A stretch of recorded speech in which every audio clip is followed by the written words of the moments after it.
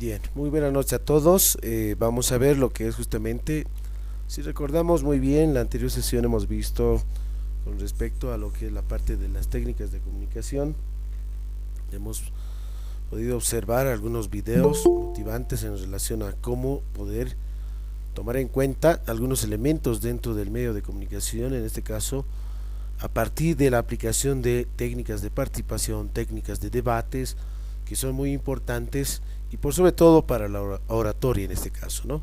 Entonces, lo que vamos a hacer ahora es ver con relación a lo que es justamente estas técnicas. No olvidemos que la comunicación es un fenómeno de carácter social que comprende todos, en este caso, los actos medidos mediante los cuales un discursador, el principal orador en este caso, o el exponente o el expositor, contempla justamente un conjunto, en este caso, de sujetos, de personas o participantes o bien estudiantes, en los cuales concluyen o son asistentes dentro de un determinado ambiente, auditorium, aula, curso, o bien puede ser en un espacio abierto, ¿no?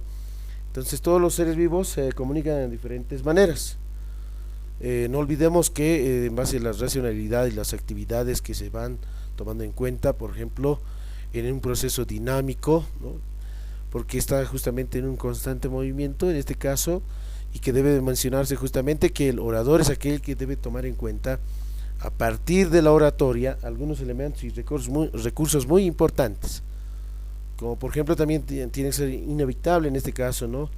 Porque se requiere también de una transmisión de significados en base al canal y el código que se va implementando dentro de ese procedimiento de el proceso de comunicación. Es irreversible porque una vez realizada no puede regresar o borrarse o ignorarse, ¿no? Vale decir, si tú mencionas un término específico en cualquiera o una determinada proposición, esto obviamente se va a tomar en cuenta y no hay como justamente, mayormente cuando se ven dentro de los medios de comunicación o en alguna determinada entrevista, ¿no es cierto? Es muy importante tomar en cuenta a partir de la comunicación lo que estás informando y tener justamente el fundamento de lo que se está mencionando, indicando o se está exponiendo. Es bidireccional también porque existe una respuesta de ambas direcciones, porque hay una parte justamente en el que el expositor, el presentador, el discursador o el orador toma en cuenta justamente la temática correspondiente que quiere dar a conocer, que quiere transmitir, que quiere informar, o bien lo que se quiere dar justamente en relación a un determinado mensaje a un grupo de personas o bien a una sola persona o dos. En este caso va a depender mucho dónde nos encontremos. Puede ser un sentido verbal y no verbal, que hemos mencionado justamente. El lenguaje corporal en este caso es la que mayormente se toma en cuenta más que el lenguaje verbal, en este caso oral, ya que implica la utilización justamente de estos dos lenguajes, que son muy importantes, la parte gestual en este caso en el que se vaya utilizando. La comunicación, por lo tanto, es un proceso permanente de nuestra realidad, de nuestra cotidianidad, ¿sí? Que despierta justamente y se emite una determinada señal que conversamos justamente con nuestros distintos seres cercanos, se puede decir, dentro de la familia. A partir de eso vamos encaminados justamente con la interrelación y la relación con las demás personas, con los compañeros de curso, o bien personas o vecinos de la determinada zona donde vives, o algunos parientes cercanos. Es bien importante tomar en cuenta para esta parte que comunicarnos a través de la palabra, a través del movimiento, a través de los gestos, a través del tono de voz, de la mirada, ¿no? De los silencios, todo cuando hacemos justamente en la parte que se quiere transmitir. Puede ser de manera intencionada o no en este caso. Todo cuando hacemos es percibido por quienes nos rodean en realidad, ¿no? Que realizan interpretaciones que contribuyen significados a nuestros actos y palabras. Por lo tanto, la comunicación no se limita al mero intercambio de información, es mucho más, es la forma en que se establecen justamente las relaciones de todo un proceso de comunicación que implica justamente lo que tratamos de decidir o mencionar o mostrar en determinado contenido temático. En el marco de las relaciones se toma en cuenta también la comunicación como una característica muy importante de complementariedad o la simetría de los intercambios comunicacionales. Estos son justamente relaciones complementarias que están basadas justamente en la complementariedad de la conducta de quienes participan de la comunicación, y existen obviamente dos posiciones distintas. Hay una parte expositora, o el expositor o el orador, como la parte primaria o superior, y la parte inferior o secundaria, que son justamente las personas o los sujetos que están escuchando. Es bien importante también tomar en cuenta las relaciones simétricas. Por su parte, se basa en la igualdad y puede ser el resultado de un conjunto o contexto, en este caso, ya sean justamente que aglutina un conjunto de participantes, sujetos, amigos, trabajadores de un determinado empresa, puede ser compañeros, puede ser estudiantes de una determinada aula o institución, etcétera. Entonces, el estilo de cada orador va a depender mucho, ¿no?, del contexto mismo donde se ubique. Por lo tanto, la comunicación es un proceso constante de nuestras vidas que tiene dos dimensiones: la información que intercambiamos, los contenidos, y la relación que establecemos, es decir, el modo a quien lo decimos, y que puede mejorarse a través de la práctica de determinadas técnicas que se traducen en una comunicación eficaz, tal como lo hemos visto en uno de los videos en la anterior sesión. Es muy importante diferenciar entre información y comunicación. La información es contar algo para el conocimiento de otras personas sin esperar respuesta. Informar, por ejemplo, la radio, la televisión, la prensa, periódico, las hojas informativas, los carteles publicitarios, entre otros. Es transmitir, pero no hay retorno, va a decir el feedback. Por otro lado, la comunicación es el intercambio de ideas, opiniones, análisis. Va a decir, comunicamos en el transcurso de una determinada reunión, asamblea, panel, foro, debate, etcétera, en una conversación, puede ser también dentro de nuestra familia, con amistades, ¿no? Es transmitir y recibir, y hay justamente un retorno, conocido como feedback.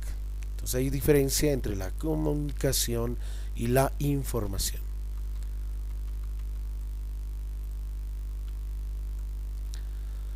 Si bien ambos procesos también tienen una función de transmisión de contenidos, es conveniente distinguirlos, ¿no?, puesto que a la hora de preparar una comunicación oral o escrita, ¿no?, al decir escrita es justamente el discurso o el mensaje que se quiere tratar de informar o comunicar, no es lo mismo, ¿no?, de tratar de proporcionar una determinada información únicamente. Por lo tanto, que no tiene o no contempla un retorno de las personas a quienes nos dirigimos.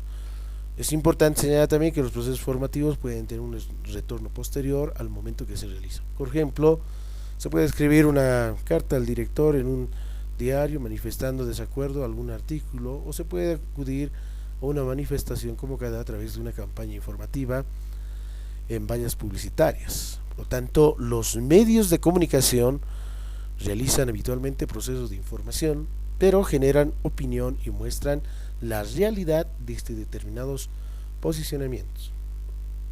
Por ello es importante generar procesos comunicativos acerca de las cuestiones sociales, laborales, sindicales que presentan los medios, para contrarrestar los efectos negativos de los grupos, en este caso de poder, que ejercen a través de los medios que se controlan. ¿Cuál es el tipo de proceso de comunicación? Tal como la palabra comunicación viene de la raíz antigua y la misma dio origen justamente a las palabras comunidad y comunión, que refiere igual manera, en este caso, puesta en común entre personas. Sin embargo, tomamos en cuenta justamente como elementos principales al emisor, al receptor. Se contempla un mensaje bajo un código y un canal correspondiente. El retorno se lo conoce feedback, ¿no? Este, por ejemplo, es un modelo unidireccional que, si bien contempla el retorno de la información quien recibe y la emite el mensaje, en general puede caracterizarse por lo siguiente: considerar que el papel primordial de la comunicación es la transmisión de mensajes, genera monólogos, alguien habla, muchas personas las escuchan, como por ejemplo esto mayormente dentro de las redes sociales, ¿no es cierto?, lo que es el Facebook Live, por ejemplo, ¿no? Tenemos expositores que presentan, por ejemplo, el día de hoy hemos tenido uno de los eventos importantes también, ¿no?, que la carrera está realizando con respecto a los seminarios, ¿no?, el ciclo de seminarios de esta semana. Entonces ahí, por ejemplo, tenemos a un presentador, un expositor, y los demás lo único que hacemos es escuchar, pero no tenemos justamente ese retorno de feedback, ¿no es cierto?, es decir, un face to face o de comunicación, como es en este caso, por ejemplo, en particular al utilizar, por ejemplo, el Meet correspondiente, ¿no?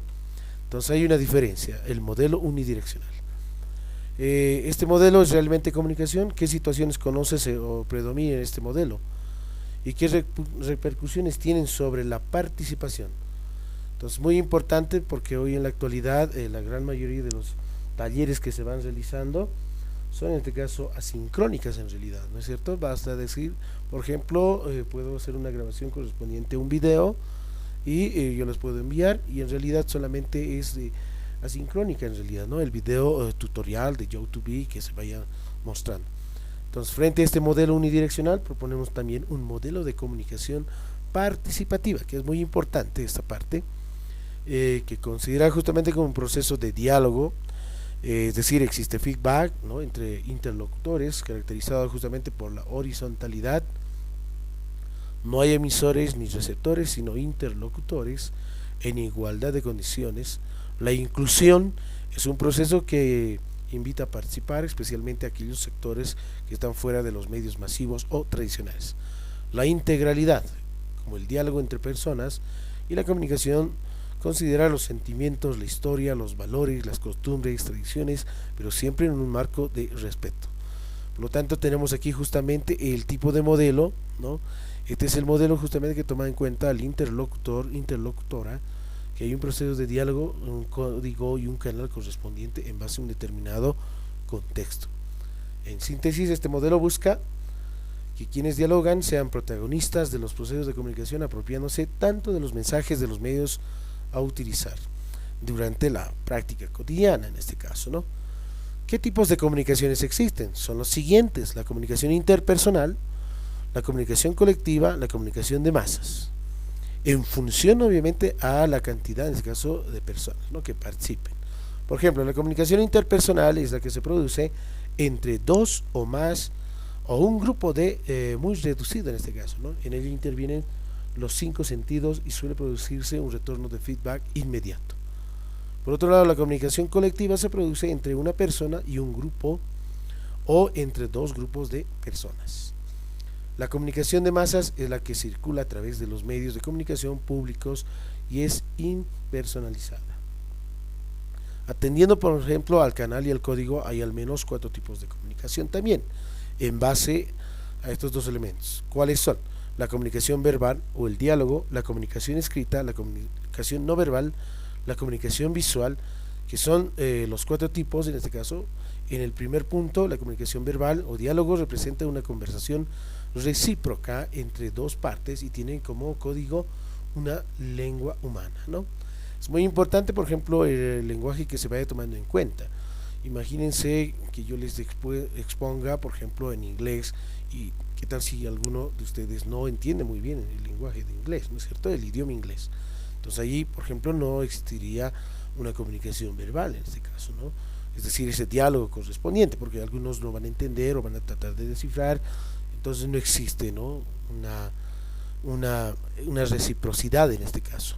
Entonces las conversaciones cotidianas, por ejemplo, dentro de la institución, en sus hogares, o en el trabajo, en reuniones, sindicatos, entre otros, se realizan por lo general a través de un canal directo que es la voz, y que produce justamente una lengua en este caso, ¿no?, que es nuestra lengua castellana. Una comunicación escrita es utilizar justamente, al igual que la comunicación verbal, la lengua como un código, pero el canal es el medio escrito, es decir, una hoja informativa, una acta de reunión, una carta, entre otros, y se traduce en una comunicación indirecta mediatizada por el recurso escrito. La comunicación no verbal es otra categoría de comunicación que incluye la comunicación a través de enviar y recibir mensajes, pero sin palabras, que se transmiten a través de expresiones faciales, contacto visual, gestos, posturas, el lenguaje corporal. Y de hecho, la comunicación verbal suele contener elementos no verbales, denominados también paralingüísticos o paralenguaje, que forman parte de la calidad de voz, la entonación, o bien la estrés, la emoción y el estilo de hablar. Finalmente, la comunicación visual, este es un método de transmisión de ideas y la información que se relaciona principalmente con imágenes, ¿no?, como por ejemplo dentro de las redes sociales, los memes que mayormente van enviando, ¿no es cierto?, algunos mensajes, algunas imágenes, ¿no? que por ejemplo las van publicitando, ¿no? No solamente dentro de Facebook, también en WhatsApp o en el Twitter o en el Instagram, entre otros. Por otra parte hay que distinguir también, ¿no? Dentro de las organizaciones, que la comunicación se realiza también a través de estructuras y dispositivos establecidos al efecto, ¿no? Una comunicación formal que se realiza fuera de tales dispositivos de forma espontánea puede ser denominado comunicación informal. El análisis organizacional institucional administrativa, en la parte educativa, es importante contemplar tipos de comunicación, ya que a menudo también se toman en cuenta que son procesos potentes y formales que tienen una gran influencia significativa en cada uno de los procesos y las relaciones, en este caso humanas. El tipo de procedimiento que se vaya realizando justamente, por ejemplo, dentro del área administrativa, educativa, con respecto a la planificación, organización, ejecución y control y evaluación, obviamente, en este caso de los actos y acciones y actividades que se van desarrollando dentro de la institución, es muy importante. La comunicación formal, por sobre todo, al poder tomar en cuenta algunos elementos en base al contenido temático que se está realizando, que se va a desarrollar, o bien las actividades en el transcurso de la semana, o de manera bimestral, o trimestral, o semestral, o de manera anual.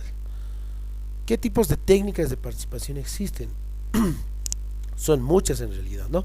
Como por ejemplo dinámicas de grupo, sociodramas, adecuación de juegos populares, actividades de dramatización, expresión corporal, videos y cualquier otro medio que tenga como un objetivo principal. ¿Cuál es el objetivo principal de las técnicas de participación? Es muy importante tomar en cuenta que las técnicas de participación abren, en este caso, ¿no?, espacios de diálogo oral y se expresa justamente, ¿no?, nuestras ideas, los sentimientos, lo que se tiene, el criterio y más aún. La parte muy importante también, estas técnicas de participación puede descubrir nuevos liderazgos, ¿no?, en el grupo correspondiente. ¿Qué técnicas son estas, por ejemplo, de debate?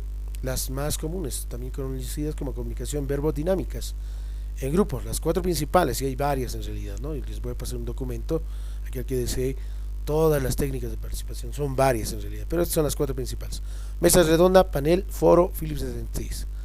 La mesa redonda es cuando unos pocos estudiantes o participantes alrededor de 4, ¿no?, pueden intervenir conversando justamente en un entorno de punto en la clase, como en un auditorio.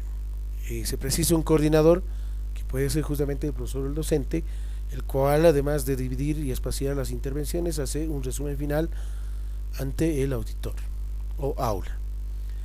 Es característico de la mesa redonda ya que tienen existencia, ¿no?, de divergencias de opinión entre los miembros de la mesa redonda. El panel se asemeja mucho a la mesa redonda en el aspecto externo y consiste en que 3 a 6 estudiantes bien documentados dialoguen presentando aspectos de una misma cuestión, de una determinada temática. El coordinador del grupo formula preguntas y los intervinientes sostienen distintos puntos de vista. El panel y mesa redonda son medios eficaces de una enseñanza crítica, fomentando la educación por la reflexión, contribuyendo al logro de la madurez del educando. Por otro lado, también se lo mencionan las modalidades ante dichas, pueden insertarse justamente dentro del sistema teaching, ¿no?, dividiéndose a los profesores o docentes las tareas para su actuación sobre el mismo grupo de estudiantes. El fórum interviene toda clase para discutir un tema o problema determinado. El interesado en hablar levanta la mano y el moderador le concede la palabra. Y finalmente, la técnica Phillips 66 son justamente grupos de trabajo en 6 integrantes, ¿no?, 6 personas que durante 6 minutos tratan cuestiones de la vida práctica o en torno a cierta determinada temática de estudio para la toma de decisiones. Es muy importante esta técnica, que mayormente se trabajan con grupos muy grandes en realidad, ¿no? Es muy importante. Imagínense tener una cantidad de 150 estudiantes, entonces tendría que utilizar por lo menos una técnica Phillips 66, la más adecuada y la más rápida. Ahí se tiene el esquema correspondiente. También podemos mencionar el simposio, ¿no?, que está formado por un grupo de expertos que desarrolla tema o problemas desde diferentes ángulos o aspectos. ¿Cuál es el objetivo del simposio? Sumar justamente la información y aportar a los conocimientos propios de su especialidad. Y el panel, por ejemplo, tiene como objetivo obtener así una visión relativamente completa acerca del determinado tema. La mesa redonda, su objetivo es dar a conocer al auditorio en los puntos de vista divergentes. Y el objetivo de Phillips 66 es obtener la información, opiniones que puedan beneficiar al grupo. Y es bien importante también mencionar la toma de decisiones, porque a través de esto todo líder, todo administrador, director toma decisiones, el proceso mediante el cual se realiza, ¿no es cierto?, la elección de los planes, de los resultados correspondientes, las formas de resolver diferentes situaciones dentro de los diferentes niveles, ¿no?, tanto a nivel, por ejemplo, laboral, familiar, personal, sentimental, empresarial, entre otros. ¿Cuál es ese tipo de proceso de toma de decisiones? Se toman en cuenta, primer punto, definir el problema, es decir, analizar la situación que se enfrenta. Segundo, detectar alternativas, es decir, posibles soluciones. Reconocimiento justamente de las determinadas acciones que se van a tomar. Prever los resultados, justamente la detección de las posibles consecuencias o alternativas en un estudio de contexto en que se vaya llevando una determinada decisión. Optar una alternativa es justamente la elección de alguna de las opciones, ¿no?, principales. Control, que contempla el monitoreo de los resultados de la opción elegida y deben ser responsables de tener un carácter participativo en el proceso. Va a decir que dentro de una toma de decisiones, de este proceso de toma de decisiones, no solamente la autoridad es la que toma, ¿no?, sino bajo un apoyo correspondiente de su equipo más cercano aún, para poder realizar cierta técnica. Y una de las técnicas, por ejemplo, sería la matriz de Bester. No sé si alguien conoce la matriz de Bester. Es una de las opciones, por ejemplo, en los cuales se trabajan en una mesa con 5 a 6 integrantes, en los cuales se toman decisiones acertadas y se toman en base a 4 puntos cardinales: las partes positivas, las partes negativas, los que son justamente las partes de incidencia externa o de incidencia interna. Casi similar, se podría decir, al FODA. La evaluación finalmente es el análisis de ventajas, desventajas de la decisión ya tomada. Este es el paso fundamental para el aprendizaje y la toma de decisiones a futuro. ¿Qué tipos de toma de decisiones existen? Muchas veces tomamos en cuenta, ¿no?, algunos referentes que dentro del ámbito, ¿no?, podría ser privado u otras empresas, organizaciones o instituciones, pueden ser decisiones de manera racional, intuitivo, personal, de rutina, de emergencia, de grupo, de manera individual y organizacional. Por ejemplo, cuando se hace toma de decisiones racionales, es justamente aquel proceso o procedimiento que se analiza todas las posibles alternativas, utilizando la racionalidad, ¿no?, en base a fuentes y pruebas comprobables, en este caso, vale decir, la documentación o la información que se tiene al respecto. La parte intuitiva es también el proceso en el que el individuo toma en cuenta la intuición y la experiencia, por sobre todo personal, para tomar cierta alternativa, cierta postura, tomar cierta decisión. La parte de la toma de decisiones, por ejemplo, personal, es un proceso de tomar decisiones de manera individual dentro del ámbito privado. De rutina, se lo conoce así como ese procedimiento que se realiza un individuo o grupo de manera periódica y suelen tener justamente situaciones que resisten, ¿no?, mucho dentro del análisis y por sobre todo ni tratan sobre temas más aún complejos. De emergencia se lo dice aquel procedimiento o proceso de individuo o grupo que realiza para la toma una decisión frente a una situación nueva y excepcional. De grupo es aquel procedimiento que se realiza un conjunto de miembros de un grupo en el que prima el consenso y toma la alternativa que genera más adhesión. La individual es aquel procedimiento que ejecuta una persona de manera autónoma dentro del contexto de una organización o empresa.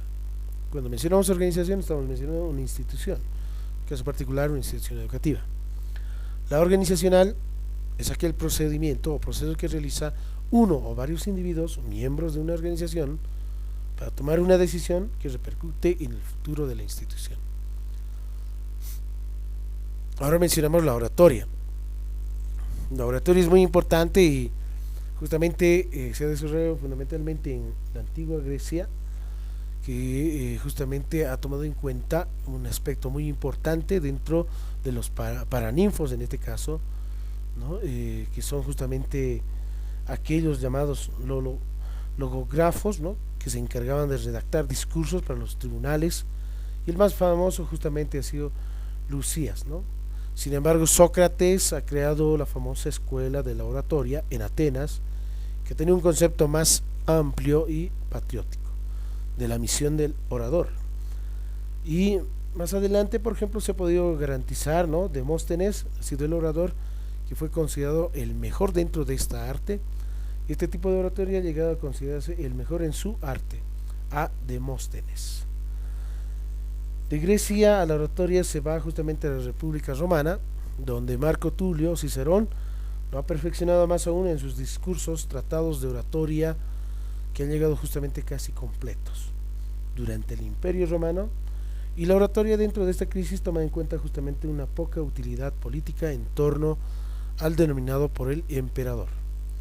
Grandes expertos como Marco Fabio Quintiliano y los dos, por ejemplo, sus documentos, 12 libros de su institución de oratoria, se considera en la cumbre en cuanto a la teoría del género. Sin embargo, ha demostrado Ernesto Robert Curtis en la literatura europea y en la Edad Media Latina que la oratoria influyó poderosamente en el campo de la poesía, de la literatura, ¿no? De la parte de expresión, de la teorización, y según la Real Academia Española se denomina oratoria al arte de hablar con elocuencia. En segundo lugar, es también un género literario formado por el discurso, la arenga, la disertación, el sermón, el panegírico, entre otros. Este segundo sentido es más amplio y se aplica a todos los procesos literarios que están empleados y expresados con una misma finalidad, propósito persuasivo. Esta finalidad de persuadir al destinatario, ¿sí? Es decir, al receptor, es la que tiene la diferencia de oratoria con los otros procesos comunicativos orales. La persuasión consiste en que las razones de uno oralmente van induciendo, mueven o obligan, ¿no? A creer o hacer una cosa. Ahora bien, no es su única finalidad. ¿Cuál es el propósito? La oratoria justamente tiene que ser transmitir la información y motivar a la gente para que ellos actúen, o simplemente relatar una determinada historia de un determinado contenido temático.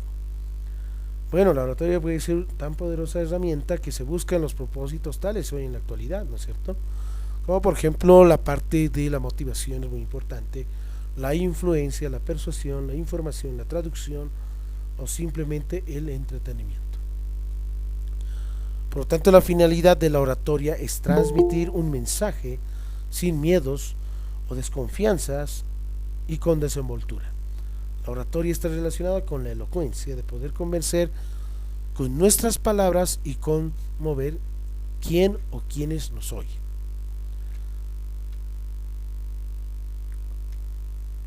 Tipos de oratoria, ¿cuáles son? Existen hoy en la actualidad varias, ¿no? Por ejemplo, la oratoria social, también llamada como aquella ceremonial, augural o sentimental, son las que se desarrollan en un determinado ámbito donde el ser humano participa en una determinada ceremonia.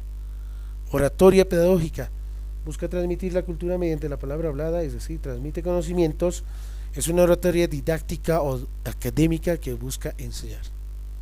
La oratoria forense se usa dentro de las ciencias jurídicas y busca exponer con claridad informes de jueces, abogados, fiscales. La oratoria persuasiva es cuando los políticos, por ejemplo, exponen y debaten ideas políticas y utilizan principalmente la época de sufragio, ¿no? Como los que se han pasado justamente, ¿no? Las subnacionales. La oratoria sacra o religiosa se realiza mediante sermones a partir de la palabra de Dios, utilizando como la base la Biblia u otros libros religiosos. La oratoria dentro de una empresa llamada Management Speaking Es utilizada por los hombres de negocios y empresarios a fin de transmitir objetivos corporativos.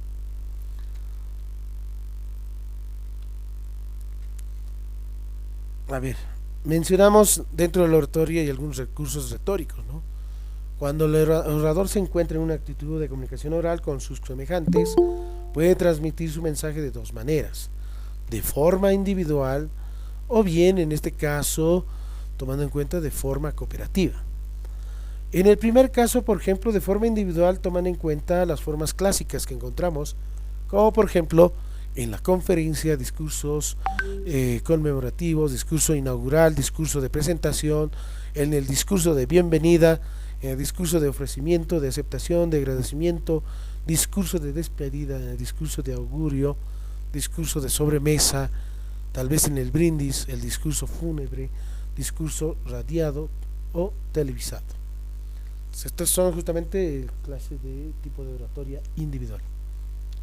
En el segundo caso, denominados también deliberativa o de grupo, entre sus formas más resaltantes tomamos en cuenta la conversación, la entrevista, la asamblea, la mesa redonda, el simposio, el debate, el foro, el conclave y entre otros.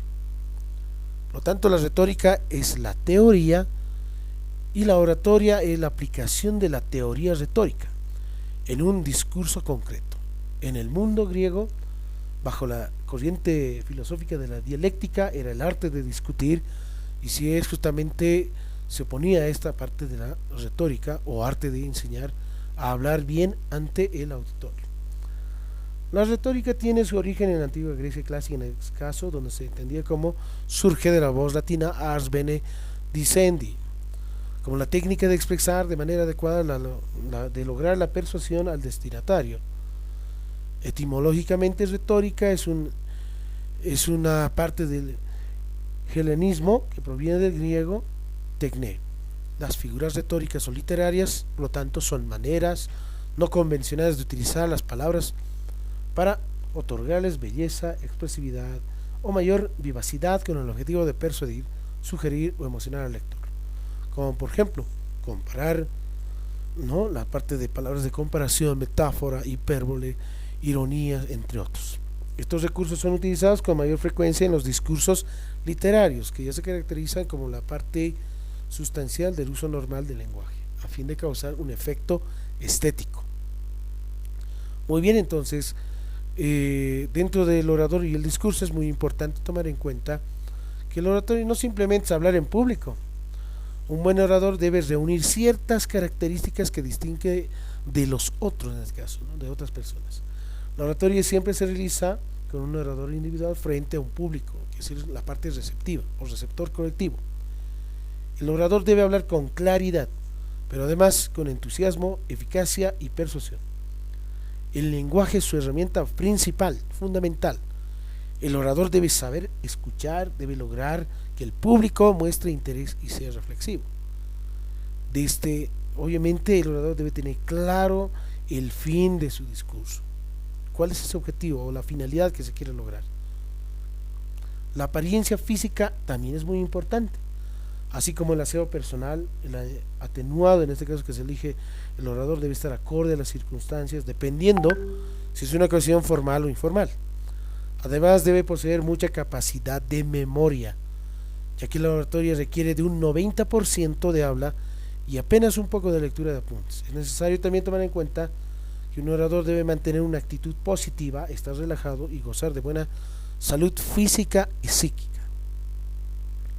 Un orador debe ser sincero y congruente, es decir, que haya relación entre el orador que dice y hace, además de ser leal a quien le ha confiado en él o en ella.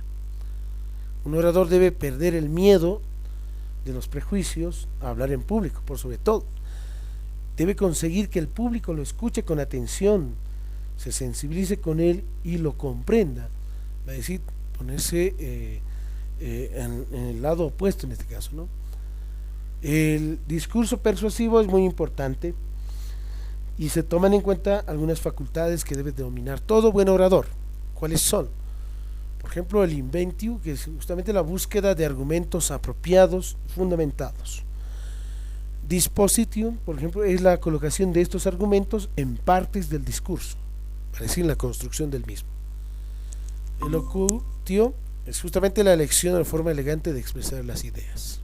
Mencionado también el actium, ¿no? Es la modulación de la voz, ademanes y gestos del orador que debe de resultar persuasivo. Memoria es la capacidad de retener todos estos argumentos, que son muy importantes, ¿no? El recuerdo. Eso no significa que todo orador debe ser memorizador, ¿no?, de su discurso, sino debe recordar las ideas principales, centrales, en base a las ideas secundarias que se las tiene, ¿no? ¿Y cuáles son las partes de un discurso? Exordium, que es justamente la parte de la introducción, la parte inicial del discurso, en el que se intenta captar la atención del auditorio y se presenta someramente el asunto del discurso o la temática. Narration o narración es justamente la exposición de los hechos. Argumentation es justamente la argumentación, es decir, la defensa de los argumentos a favor o refutación de los posibles en contra. Pero ration es justamente la conclusión, la recapitulación de los puntos más importantes y resaltantes con respecto a la innovación a los oyentes con el fin de conmoverlos. La valoración de un discurso oratorio implica un fuerte y profundo conocimiento de la materia a tratar, la fuerza dialéctica, y sí, hablar obviamente en público hay que tener en primer lugar, ¿no?, la parte sustancial de poder convencer en este caso, o sea, lo que se quiere tratar de transmitir por sobre todo. El orador debe dominar perfectamente la inducción en este caso y la deducción, que son los dos métodos generales de todas las ciencias. Una argumentación deductiva, el orador parte de los principios que por ciertos, en este caso en el auditorio se va demostrando bajo la argumentación particular contenida en una general. El razonamiento inductivo es cuando el orador utiliza hechos suministrados por la experiencia o la observación, marcha en particular a lo general.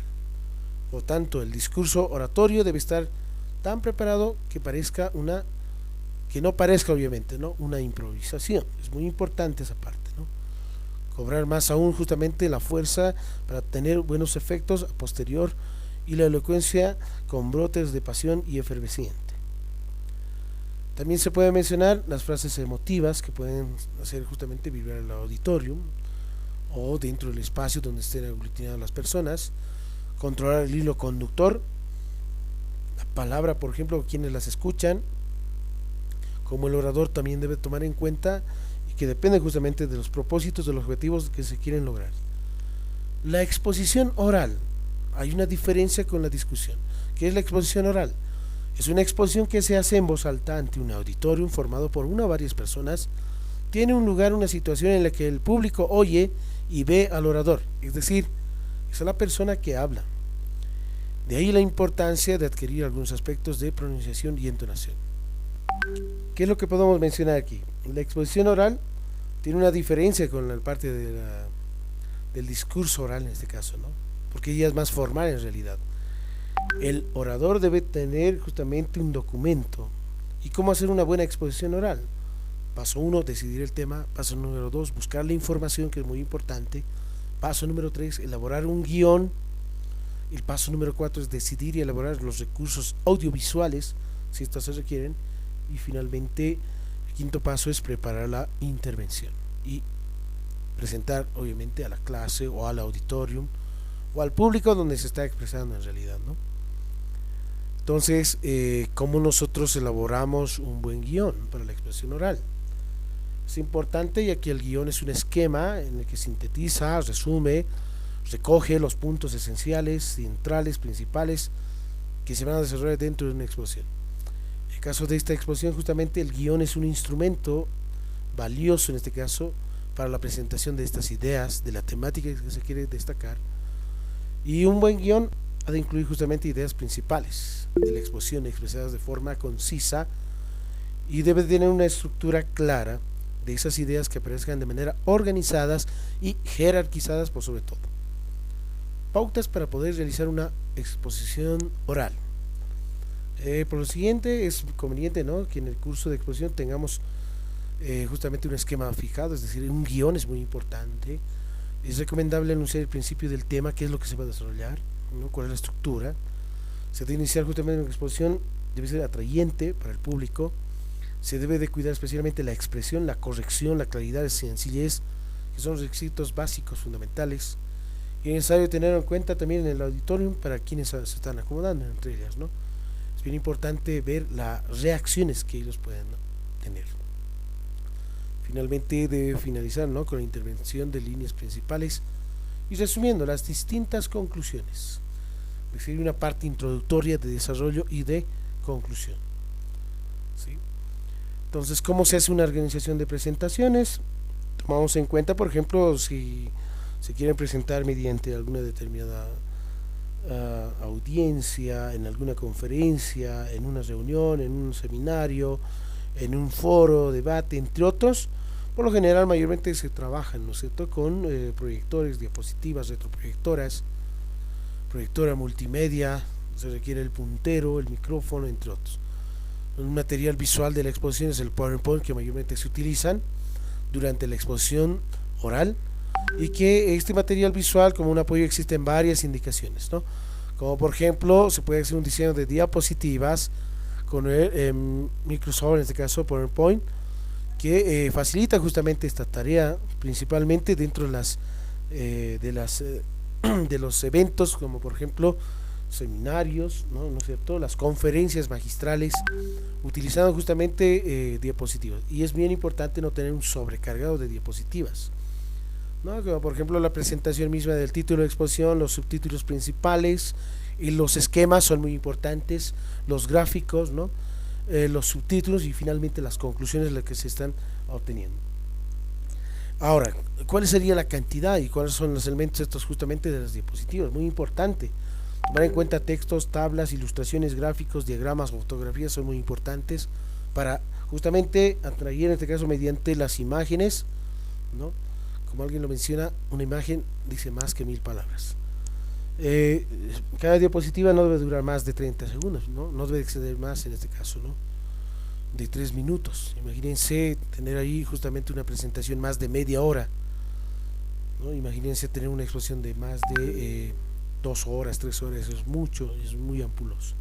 Entonces es muy importante tomar en cuenta también el tipo de colores que se vayan o caracteres que se vayan utilizando con respecto a los fondos de pantalla, en este caso de las diapositivas, las imágenes GIF con movimientos, cómo deben estar centralizados, el tipo de letra que se debe coordinar con todas las diapositivas, el tipo único, uniforme de color, no todas las diapositivas deben ser multicolores, ¿no es cierto? Entonces debe existir justamente una formalidad en la presentación de la exposición oral. Cada diapositiva debe contener obviamente, ¿no?, los títulos, subtítulos principales, las ideas principales. El texto no debe exceder, ¿no?, justamente de 6 a 8 líneas, no más de 45 a 50 caracteres en este caso, ¿no?, cada una de ellas. Por lo general en el PowerPoint se utiliza el Arial o bien en tiempo romano, ¿sí?, el tamaño 44, en títulos de tamaño 32, pero el texto, según Bellamy, la que considera como mínimo debe ser de 24. Y una parte muy importante, ¿no?, y mayormente les habrá ocurrido a varios, ¿no?, los que por primera vez se han expuesto, ¿no?, los miedos que se presentan en la oratoria también, es superar el miedo a la primera vez, el miedo a fracasar, y hay que tener justamente superar el miedo al que dirán. Entonces, ¿cómo vencer al miedo de hablar en público? Cuando el orador tiene que salir al escenario y ubicarse frente a los oyentes para transmitir cierto tipo de discurso determinado, su cerebro juega un papel fundamental.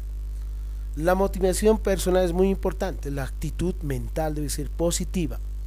Cada uno de los pensamientos o ideas que se logre engranar, interiorizar en su mente permitirán que contemplan o se obtengan pensamientos y acciones positivas en su defecto.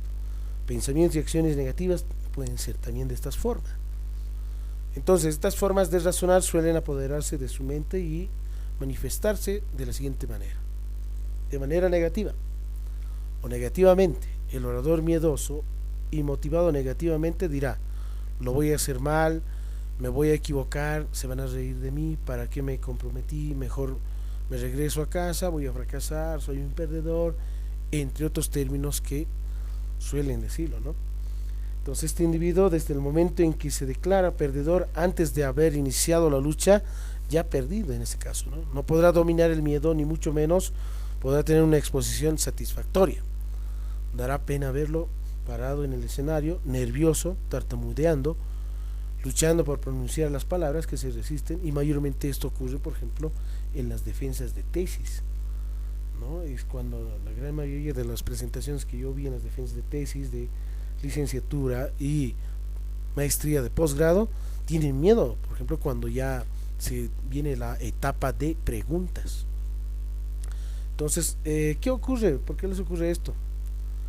Porque simplemente se ha desarmado su mente en realidad, ¿no? Porque han perdido justamente esa parte de la mente y de la actitud positiva. Es muy importante tener las ideas positivas. Ahora bien, por la parte positiva también tomamos en cuenta que el orador temeroso, pero imbuido justamente en ideas positivas, exclamará lo siguiente: saldré adelante y pondré todo mi esfuerzo para hacerlo bien. Si me equivoco, ¿qué importa? La próxima oportunidad lo haré mucho mejor. O voy a triunfar, soy un ganador. Son algunas de las exclamaciones que realizan, ¿no? Entonces este tipo de oradores toman en cuenta justamente su tema con pasión y convicción, derrotar al miedo y brindar una excelente exposición. Ahora, ¿por qué? Porque la actitud mental positiva asumida le permitirá derrotar al miedo.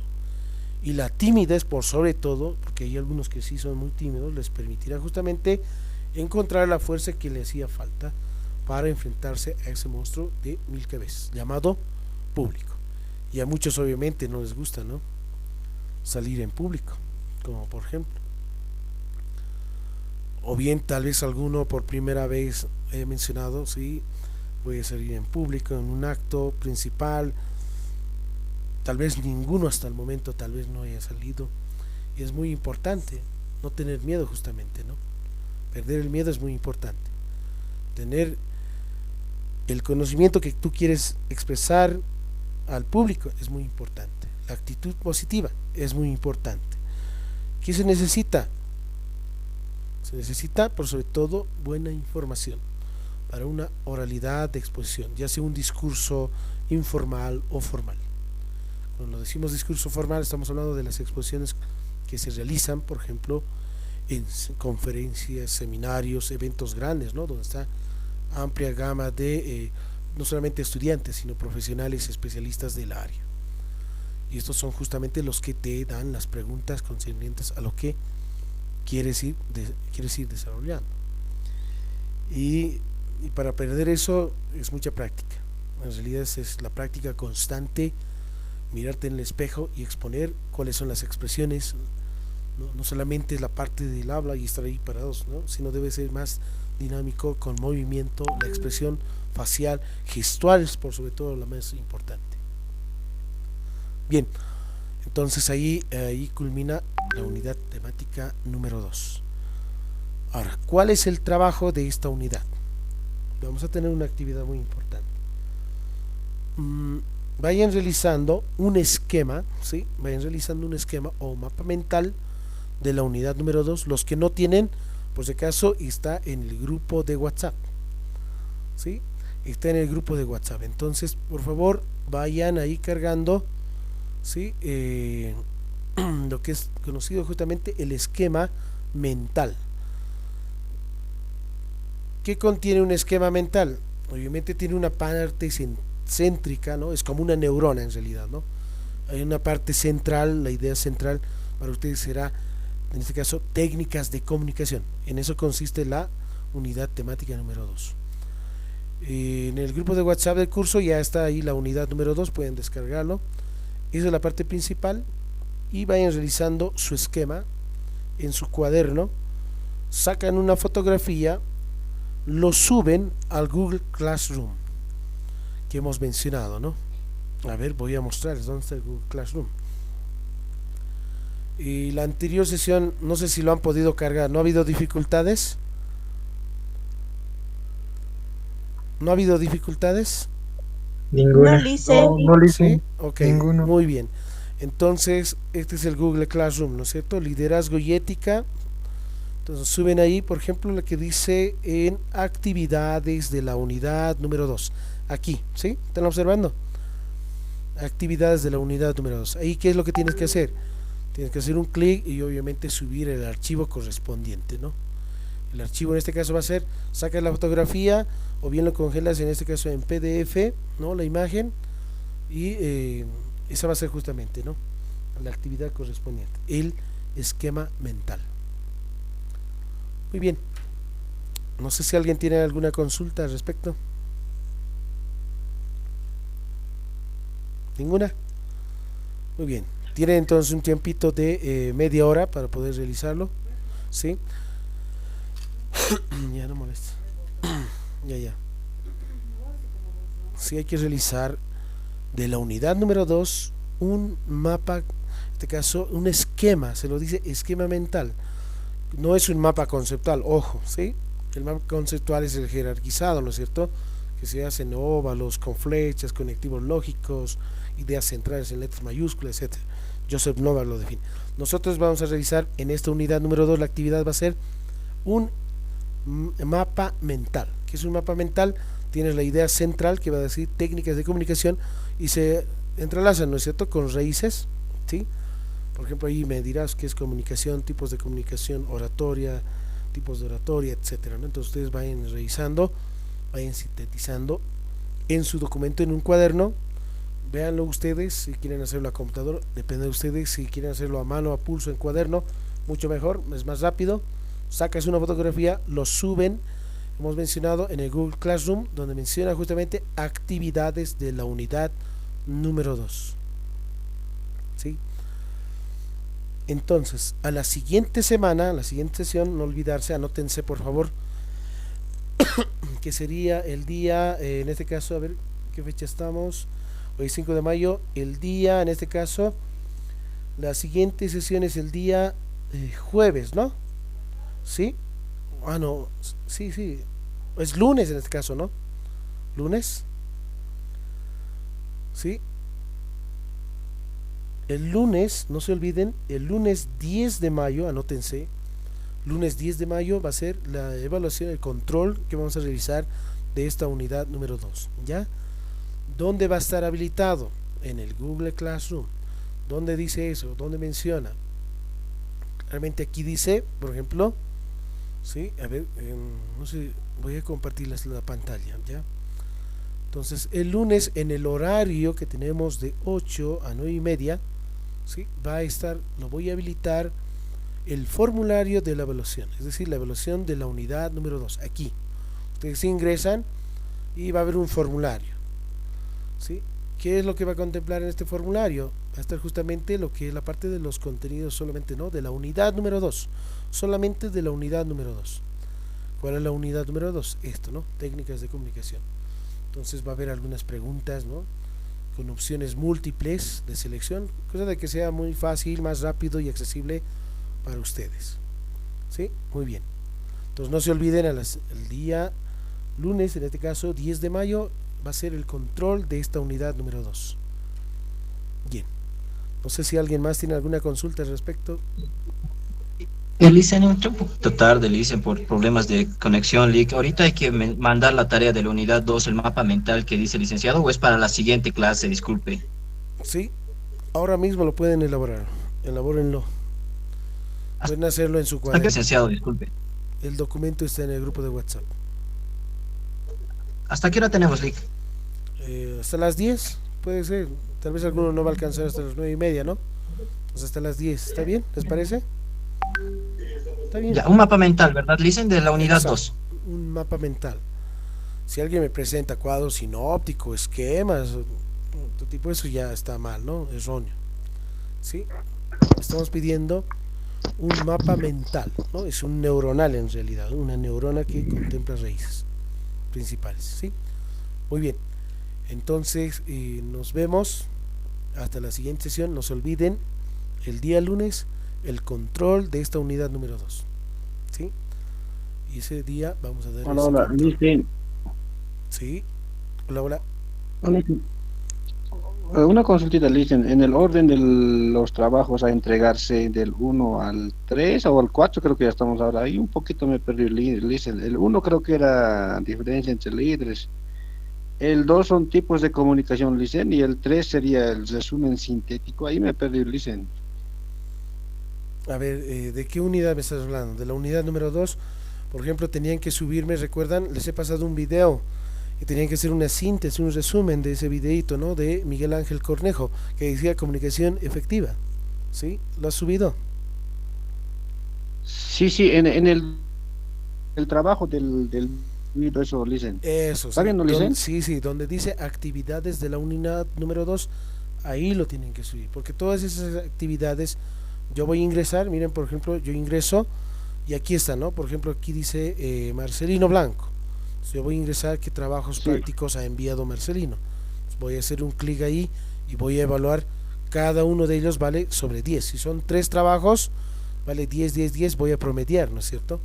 Si tengo 4 trabajos en Claro. esta unidad, entonces cada uno 10, 10, 10, voy a promediar sobre 4 en este caso. En este caso, cada actividad vale a 10 puntos. ¿Sí? Está bien, Licen. Ok. Bueno, nos vemos. Ya lo tengo grabado el video.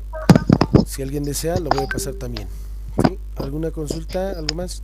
No se escucha, Ulises, no se escucha. ¿Se escucha? Hola, hola, hola. Creo que es la señal de Gabriel, ¿no? ¿Los demás me escuchan? Sí se escucha, Lick. Sí, ¿no? Creo que es la señal. Bueno, ahí quedamos. Entonces no se olviden el día lunes el control de esta unidad número 2.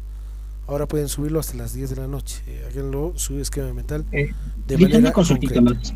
Sí, sí. Dice una consultita más. El síntesis, la realización del síntesis lo ponemos en la unidad 2 también, ¿verdad, Lick? Junto con este Sí. mapa mental. Sí, sí, sí. Donde dice Ah, ya, Lick. actividades de la unidad número 2. Ahí deben estar, ¿no? Algunos ya deben tener 2, 3 actividades subidas, ¿no? Entonces yo Sí, voy con a esto sería la evaluar. tercera. Entonces súbanlo, la fotografía o la imagen en PDF. ¿Sí? Muy bien. Ahí quedamos, les dejo entonces, ahí está el material, vayan realizándolo. No se olviden el día lunes el control correspondiente solamente de esta unidad. Bien. ¿Qué más? No sé si me estoy olvidando algo más. La lista ya lo he tomado en cuenta a un principio. Los que han ingresado tarde, no sé si estarán en la lista. Voy a llamar. Eloy Navarro, Marisabel Cruz, Presente, Ulises. Lady Condori, Kenta, Marisabel Cruz, Esperanza Paula presente. Quispe, Marisabel Cruz, David Quispe, Aruquipa, Lourdes Condori, Chipana, Daisy Betty Cantita Quispe, Shirley Cuno Vargas, presente, Lice. Betania Morales, Escobar, Alanoca Kevin Yasmani, Margarita Lía, Julián Calizaya, Sonia Rocha Gutiérrez, Herrera, Zuñagua, Jocelyn, Presente, Lice. Vania de Isa Martínez, Steven Quispecala, María Elena Condori Quispe, Presente, licenciado. Waldo Martín Calizaya, Bautista, Mariela Mari Gutiérrez Condori, Gutiérrez, Lisbeth Mamani Telles,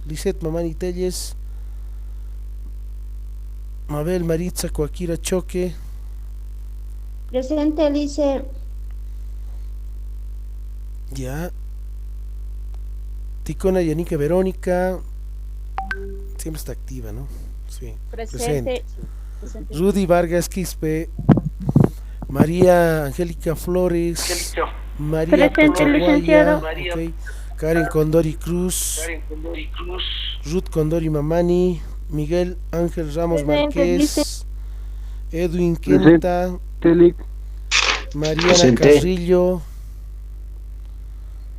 Mariana Carrillo, Yasmani Johnny Cusi Flores, Gabriela Chata, Titiri. Presente. Eso es todo, es la asistencia. Al que no le he llamado, ha entrado tarde. No se olviden. ¿Sí? Si alguien no le ha llamado, anote ahora mismo en el chat para tomarlo en cuenta. ¿Está bien? Sí, por favor, Lick, ahorita recién estoy estable, ¿no? En el Internet, chat. Lick. Sí, Después en se el- me ha ido la señal. En el chat, anótenlo, ¿ya? Bueno, nos vemos, ahí terminamos. Hasta la siguiente. Los dejo. Muy buenas noches a todos.